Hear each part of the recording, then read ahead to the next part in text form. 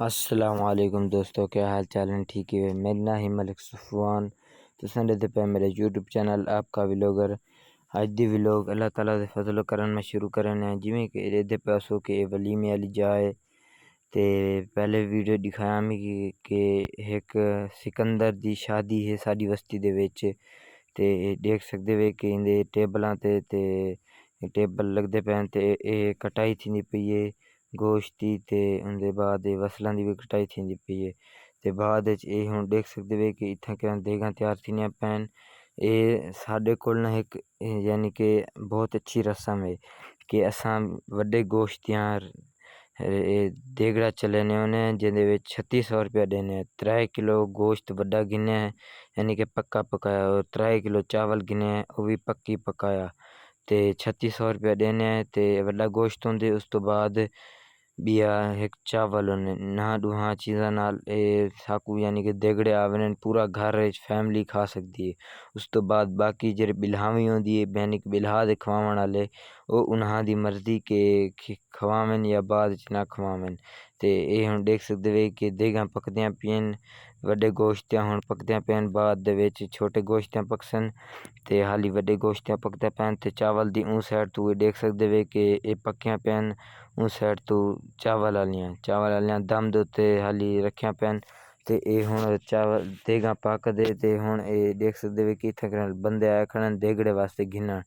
ते इत्थें नींदर आपदी यानी कि नींदर लिखवा दे 3600 रुपया नींदर आई ओह् लिखवा दे देगड़े चा दे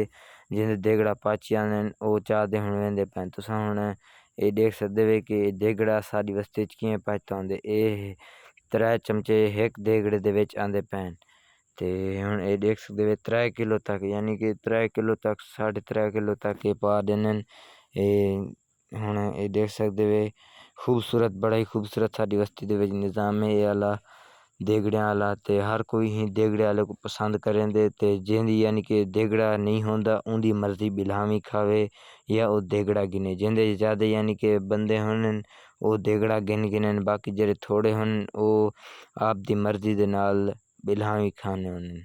ते बिल्हावी दे विच बंदियां दी मर्जी होंदी है छोटा गोश्त या वड्डा गोश्त चावल जरदा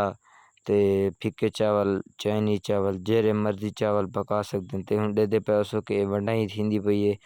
3 चमचे हर एक पा दे बाकी जेह्ड़ी बचती है थोड़ा थोड़ा करदे सारें च पा गिनन ते हुण देख सकदे वे कि इत्थें किरां चावलां दा इंतज़ाम है इत्थें किरां चावलां दा इंतज़ाम है इत्थें किरां हुण देख सकदे वे कि बाकी देगड़े पक्के पैन ते उन्हां दे वास्ते निज़ाम है ते बड़ा ही खूबसूरत टोटल निज़ाम है साकू बड़ा निज़ाम पसंद है देगड़े आला ते देगड़े हुण देख सकदे वे बाकी चावल पैन थे पक्के ते चावल दे देगड़े पैन थे ते चावल पाचते पैन 3 किलो एक शापर दे विच चावल पैने होने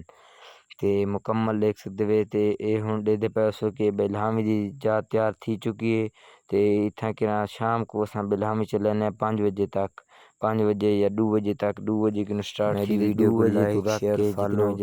ते सब्सक्राइब करे। ओके खुदा हाफिज़।